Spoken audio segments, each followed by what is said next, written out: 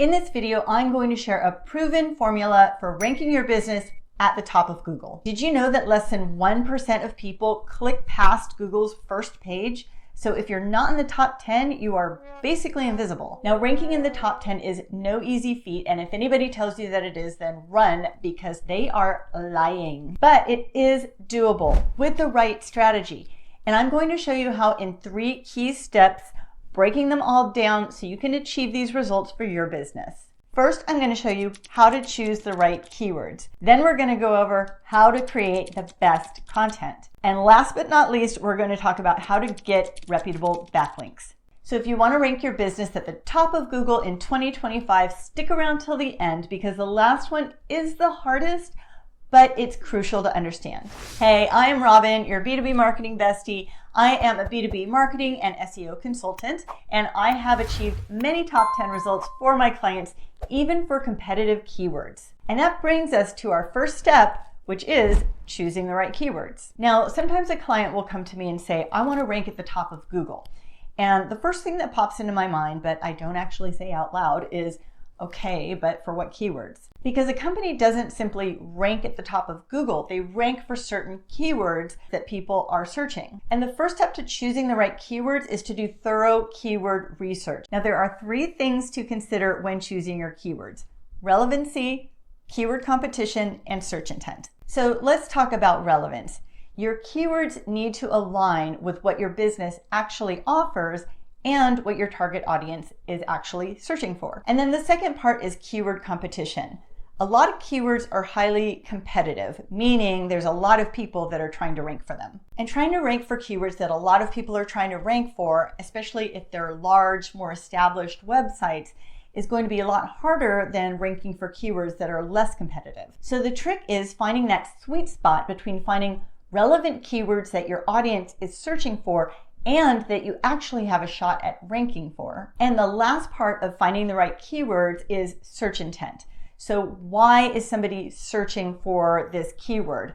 Are they looking for a product to buy, or are they just looking for definitions? So you want to pick keywords that matches the user's search intent to make sure you attract visitors who are more likely to engage with your content and convert. So let's take an example, and this is one that I see a lot.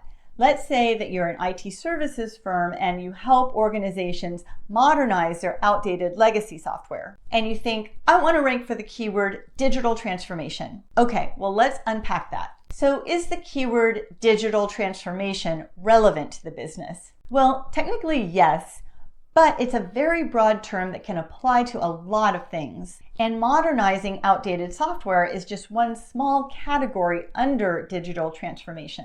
It's kind of like opening up a food truck that only sells vegan tacos, but putting out a sign in the front that just says food. Lots of people might be looking for food, but a much smaller percentage of them are going to actually be looking for vegan tacos. And I'm one of them because they're delicious. So instead, if your sign was more specific and said delicious vegan tacos, then you would attract the right crowd, people who actually want what you have to offer. Tacos. And then the other part of this is, what is the search intent for somebody searching for digital transformation? This keyword really doesn't give us any indication that the person searching is looking for a company who modernizes outdated software. So it could just be a student doing a research paper on digital transformation, or it could be a reporter doing research, or it could just be someone who heard the term and want to know what it is. So a better keyword might be legacy software modernization, because it's more specific and closer to what you actually do. So let's do some research on this keyword.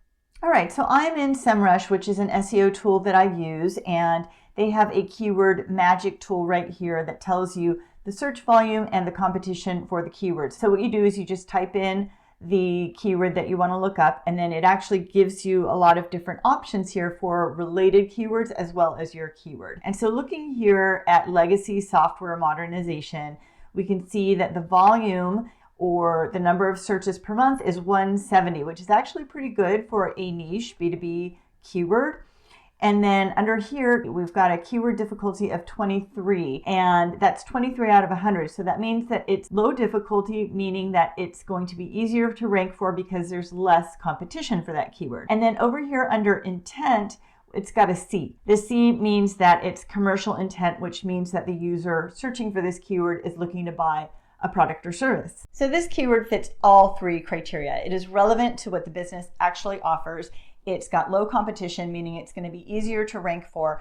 And the search intent is telling us that it is to buy. Okay, on to step 2, which is creating the best content.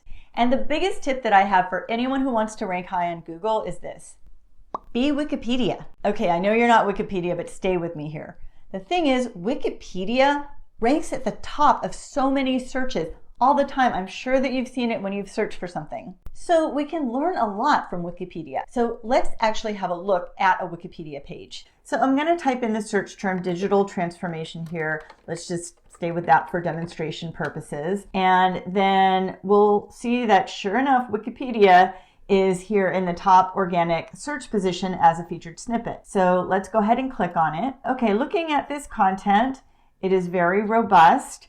It covers many different aspects of the topic, so benefits, barriers, enablers, history, the top framework, role of resources and capabilities, so super comprehensive. And the content is very well organized with clear subheadings, and it's all separated out in a way that's very easy to browse and understand. And in terms of keywords, they use the keyword a lot and in the right places. So it is in the URL. It is in the headline. It is in the first sentence of copy in the first paragraph. And it's throughout the copy in other areas as well. Keyword placement is very important, and they got this right. Now I'm going to show you where to put your keywords later on in the video. The other thing they've done is put tons of links on the page. And these link to other pages within Wikipedia. And this helps Google crawl other pages in the site, which helps them all rank higher. But before you start creating your content, be sure to search for your keywords and see who is actually appearing in those top positions. So let's search for the keyword that we identified earlier, which is legacy software modernization. Scroll past the sponsored post and come into the first organic listing. And what's interesting here is that this does not use the keyword, the actual keyword in the page title that we're looking for, which is legacy software modernization. And same thing with the second result and the third result. But it is using legacy application modernization, which is a very similar keyword, and Google understands context in a lot of situations. So application in this case is basically the same as software. And so Google understands that. And then importantly, this is a page on the IBM site, which is a very high authority website. And that is something that Google takes into consideration. And I will talk more about page authority when we talk about backlinks in just a minute. So let's go ahead and click on this result. Let's see, on this page, do they have the keyword in the URL? No, they don't have our keyword, which is legacy software modernization, but it has legacy application modernization, which is that very similar keyword. And it has the same one here, legacy application modernization in the title. So that's the keyword they're going after, legacy application modernization. And then scrolling down, it appears also here in the copy. And then here we do see software modernization. And so Google probably sees that and kind of combines them. But again, this is the IBM site, so it's going to give it a little bit more preference. And then we see that the content is very well organized into sections, and it covers the topic very, very comprehensively. So I actually see a potential opportunity here, even though we're going up against IBM, but they're not using the exact keyword that we're targeting. And if I wanted to rank for this keyword, I would create a page that is better and even more thorough than that one. So for example, I would definitely try to either match or exceed the word count on the page.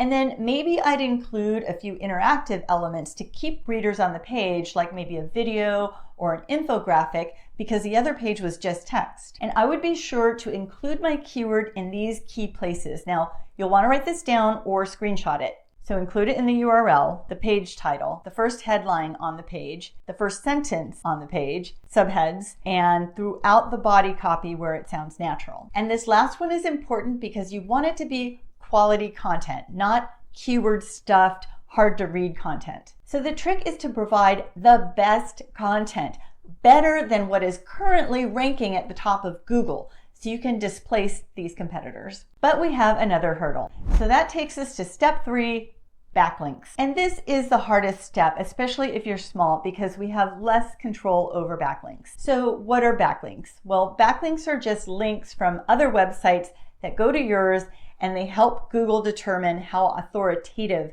your site is. So backlinks affect what's called page authority. Websites with lots of quality backlinks rank higher because Google sees them as more credible. And you can check a website's page authority in SEMrush or another SEO tool. So for example, IBM has a high page authority because it's very well known and a lot of sites link to it. And Wikipedia is another great example. Tons of sites link to Wikipedia, so that's why you always see it at the top of those search results. So the more quality backlinks you earn, the more Google trusts your site. And there's more. When I say quality backlinks, not all backlinks are considered equal. Links from reputable, high authority sites like news outlets or popular industry blogs carry more weight than random links from, say, your cousin's blog on conspiracy theories about internet cats. Although I know they're evil. I'm just kidding. Now, keep in mind that if your website has a lower page authority, it's going to be a lot harder to displace a competitor with a high page authority that also has great content and are targeting the exact same keywords. So if your website has a page authority of, say, 23 and all of the sites that are ranking on the top spots have a page authority of 70 or above, it's going to be really, really hard to displace them. So I would consider exploring alternative keywords with lower competition that you actually have a better shot at ranking for. Now, it's not impossible to beat them, and I know because I've done it before, but you really have to bring the content magic to do it. All right, so how do you get backlinks and increase your page authority? So you want to create link-worthy content. So publish articles, blogs, and data that other people are going to want to link to. You can also guest post. So you can write articles for industry blogs and include a link back to your site. You can do digital PR, so you can pitch your content or your experts to journalists and bloggers. And you can get listed in high-quality business directories like G2 or Clutch. Just make sure that the directories are reputable because links from low quality directory sites can potentially harm your rankings. Now, one thing you're probably wondering about for SEO in 2025 is AI. And it is definitely a thing. I actually did a whole video on the topic of AI and SEO that you can click on right here. And it also gives you tips on how you can get ranked in the AI search results. So you definitely want to check that out, and I will see you over there.